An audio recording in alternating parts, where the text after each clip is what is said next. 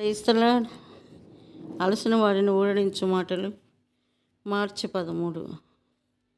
ఈయన మాటలను మీ హృదయంలో ఉంచుకుని వాటిని మీ పిల్లలకు నేర్పించవలెను. ద్వితీయోపదేశకాండము 11, 18, 19. నయమాను ఎలీషా యొద్దకు వెళ్ళి అతని మాట ప్రకారము యొర్దాను నదికి పోయి 7 సార్లు మునుగుట ద్వారా స్వస్థపరచబడటం మాత్రమే కాక ఆత్మీయముగా కూడా స్వస్థత నొందెను. ఆ దినము నుండి అతడు జీవము గల ఇశ్రాయేలు దేవునికి తప్ప మరెవరికైనాను మ్రొక్కుటకు నిరాకరించెను.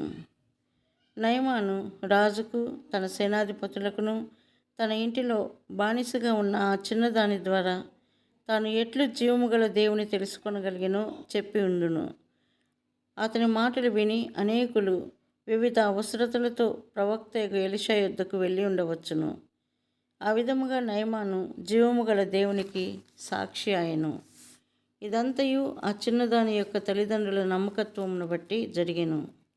ఎందుకనగా వారు చిన్నప్పుడే ఆ చిన్నదానికి జీవము గల దేవుని గూర్చి ప్రవక్త గురించి చెప్పి ఉందరు. ఆ విధముగా తల్లిదండ్రులకు తమ పిల్లల విషయమైన అత్యధికమైన బాధ్యత కలదు. ప్రతి బిడ్డ దేవుని వరము.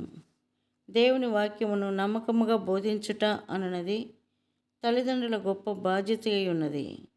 చాలామంది తల్లిదండ్రులు తమ పిల్లల ఆత్మీయ జీవితమును గురించి చాలా నిర్లక్ష్యముగా ఉందరు.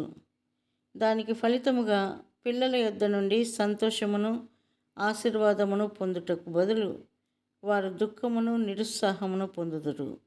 అంతేగాక దుఃఖముతో బహుగా కన్నీరు కార్చవలసి వచ్చును. వారు తమ పిల్లల ఆత్మీయ జీవితము విషయమైన బాధ్యత యందు నిర్లక్ష్యముగా అశ్రద్ధగా నుండిరి. వారు పిల్లల శారీరక అవసరతలను బట్టలు, ఆట వస్తువులు, తినుబండారములను సమృద్ధిగా సమకూర్చి ఉండవచ్చును. కానీ వారికి దేవుని వాక్యమును బోధించుటకు కానీ వారితో కలిసి ప్రార్థించుటకు కానీ తల్లిదండ్రులకు సహాయం లేకపోయెను. వారు అనేకమైన ఇతర విషయములలో తీరిక లేకయుండిరి. కానీ ఇప్పుడు తమ నిర్లక్ష్యమును బట్టి గొప్ప క్రయము చెల్లించవలసి వచ్చుచున్నది.